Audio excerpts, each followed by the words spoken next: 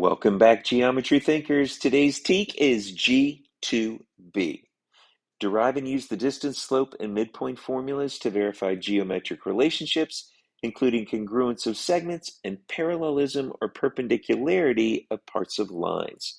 Now, today's video deals with what is a polygon. Everything you ever wanted to know about polygons is included in this video.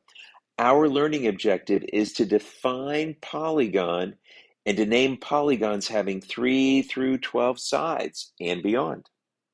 Now, you will know you have mastered this objective when you can actually define polygon and then name polygons having 3 or more sides.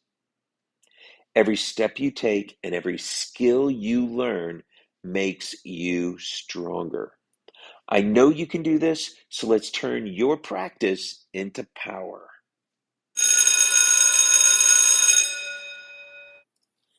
Our first task is to define polygon. Now, a polygon is nothing more than a many-sided figure.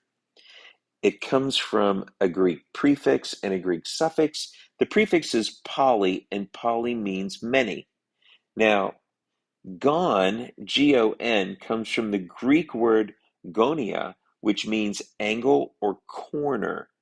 And this is used right here to indicate the number of sides. So polygon means, again, many-sided figure. So if we have a polygon that has 0 sides, there is no name for that. It doesn't exist. If we have a polygon with 1 side, again, there's no name for it. It doesn't exist.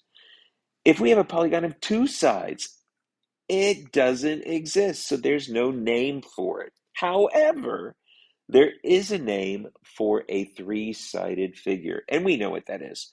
That's a triangle. A 4-sided figure is a quadrilateral. A 5-sided figure is a pentagon. A 6-sided figure is a hexagon. A 7-sided figure is a heptagon. An 8-sided figure is an octagon. Now, a famous sign, the stop sign that you see when you're driving on the roads, is an octagon. A 9-sided figure is a nonagon. A 10-sided figure is a decagon. An 11-sided figure has a weird name, but it's hendecagon. 12-sided figure, another weird name, it is called a dodecagon. 12, all we do is we put the number of sides as a number. So if we have a 13-sided figure, it would be called a 13gon. A 14-sided figure is a 14gon. And a 15-sided, a 15gon. A 100-sided figure, a 100gon. So after 12, what we do is we take the number of sides, which is n, and then we just add gon to the end of it. That's how you name polygons. Now, it's important to be able to tell what is a polygon and what is not a polygon. So a polygon has to have straight sides. So you'll notice here, 3 straight sides, 4 straight sides. This is a polygon. All straight sides, and they are touching at the endpoints of those line segments. Here, straight sides, everything's cool, it's completed. Here we go again, here's another triangle, and then we have this pentagon right here as well, okay? But look over on the other side, right here. You're gonna see some weird figures. This is not a polygon right here, this little bow tie thing. Now, if it was just the triangle, yeah, it would be a polygon. But it is not a polygon when you have like this bow tie structure. If you have something circular, it can't be a polygon. It has to have straight sides. So look at this one. So here we go. Right here, this is curved. So it can't be a polygon either. This is curved right here.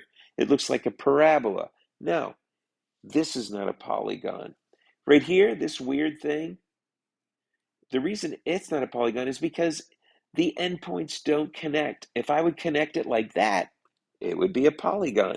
But because you have this open space, it's not a polygon. Here, this isn't a polygon because of this goofy little tail that you have right here. That turns it into not being a polygon.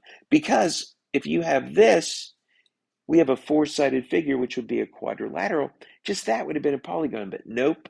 With this tail added on, it is not a polygon.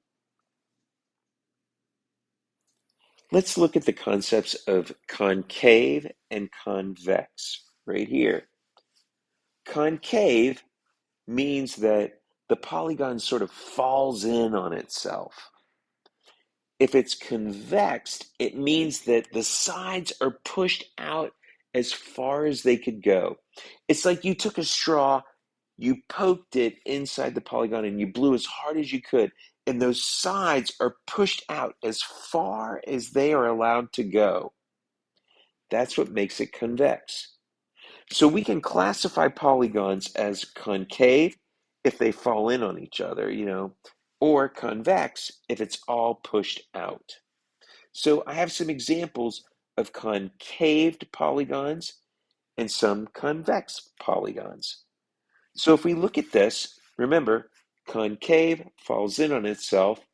Look at this side. It pushes in, and you have this little V section here.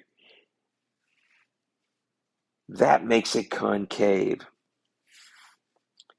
These going in, these angles right here, turn this polygon into a concaved polygon. This piece falls into the polygon itself. So again, by falling into the polygon, that classifies this polygon as concave. Now, convex means to be pushed out. So if we're looking at this, notice with this square, everything's pushed out as far as it can go. So this is a convex polygon. Here we have a pentagon. It has 5 sides. If we took a straw and we put it here and we blew as hard as we could, it would push those sides out as far as they could go. It looks like that's happening, so this is a convex polygon. If you look below, we have a 1, 2, 3, 4, 5, 6, 7, 8. We have an octagon. This octagon is a convex octagon because all sides are pushed out. A very important concept is called a regular polygon. Now, you need to memorize these 3 aspects of a regular polygon. It's a polygon that has convex sides, all sides are congruent, and all interior angles are congruent. So keep repeating. Convex, congruent sides, congruent interior angles. Convex, congruent sides, congruent interior angles. Convex, congruent sides, congruent interior angles. Now, I drew a regular pentagon over here. Notice it has 5 sides, 1, 2, 3, 4, 5. And notice I put congruence markings here to show you that these sides are all congruent. So it checks off for convex, it checks off for congruent sides. Now, this interior angle, these are the angles formed when those sides come together on the inside of the polygon. Inside of the polygon. So notice, I have this angle here, this angle here, this, and this angle here. I mark the angles with just a tiny arc mark.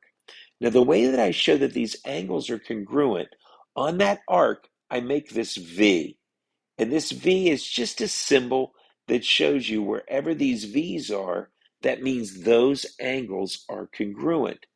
So all of the interior angles here are congruent, the sides are congruent,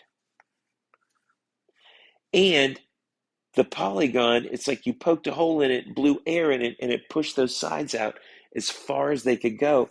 So this right here is a regular pentagon. A regular pentagon. Convex sides, congruent sides, and congruent interior angles. Now, this little piece right here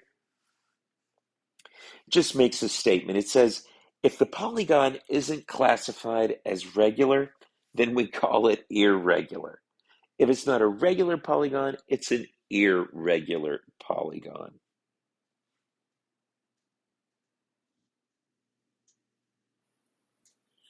Now it's your turn to take the lead.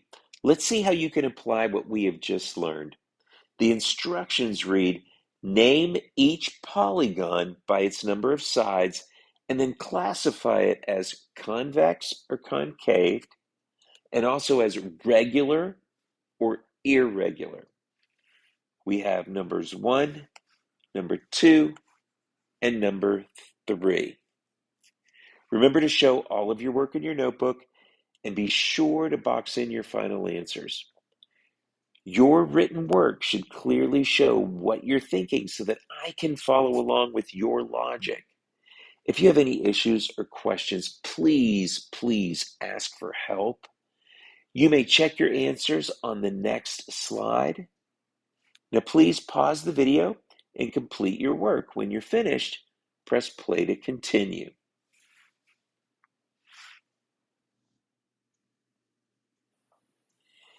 Here is the answer to the problem. Please pause the video and check your answers. When you are finished, press play to continue.